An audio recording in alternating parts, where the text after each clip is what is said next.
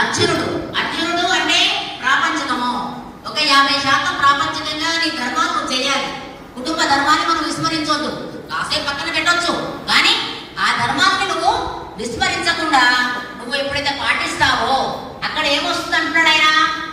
ఎత్ర యోగీశ్వర కృష్ణ ఎత్ర పార్థో ధనుర్ధరః తత్ర శ్రీ హృదయో భూతిర్దువా నీ తిరుమ తిరుమమా.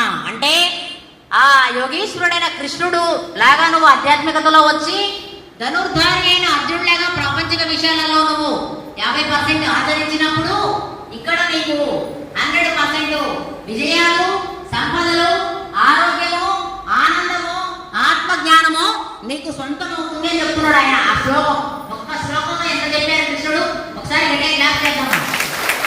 ఎత్ర యోగీశ్వర కృష్ణ ఎత్ర పార్థో ధనుర్ధరః తత్ర శ్రీ విజయోభూతిర్దువా నీ తిరుమ తిరుమమా. విజయము, సంపద, ఆనందము, ఆరోగ్యము వస్తుంది అని చెప్తున్నాడు ఆయన. ఏం చేయాలి మనం? కృష్ణుడితో ఉండాలంటే ధ్యానం చేసి ఆధ్యాత్మికతలో ఉండి ఆ 50% ప్రపంచంలో ఉంటే అద్భుతంగా మనం ఒక అన్నిటికీ 1,00,00,000% సత్ఫలితాలు మనం పొందగలుగుతాం. ఇది భగవద్గీత సారాంశం. కాబట్టి ఆ భగవద్గీత గురించి మనం పిల్లలకు చెప్పాలి.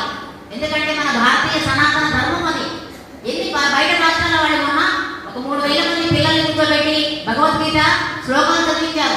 ఎంత చక్కగా చదువుతున్నారంటే పిల్లలు, ఒక 2-3 వేల మంది పిల్లలు గణప సచ్చిదానంద స్వామి వాళ్ళ ఆధ్వర్యంలో. ఎక్కడ? అమెరికా, యుఎస్ఏలో. అది ఎక్కడ పుట్టే వేదాలు?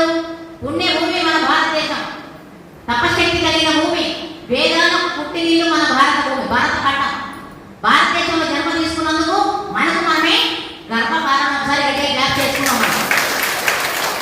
పుణ్య భూమి, వేద భూమి, తపశక్తి కలిగిన భూమి భారతదేశం. భారతదేశానికి పుట్టినిల్లు, వేదాలకు పుట్టినిల్లు భారతదేశం. మరి ఈ వేదాలు, ఉపనిషత్తులను ఎవరు నేర్చుకోవాలి? మన పిల్లలకు మనం నేర్పించాలి. మన సాంప్రదాయం అది. మన భారతదేశం అన్ని దేశాలకు స్ఫూర్తి కావాలి.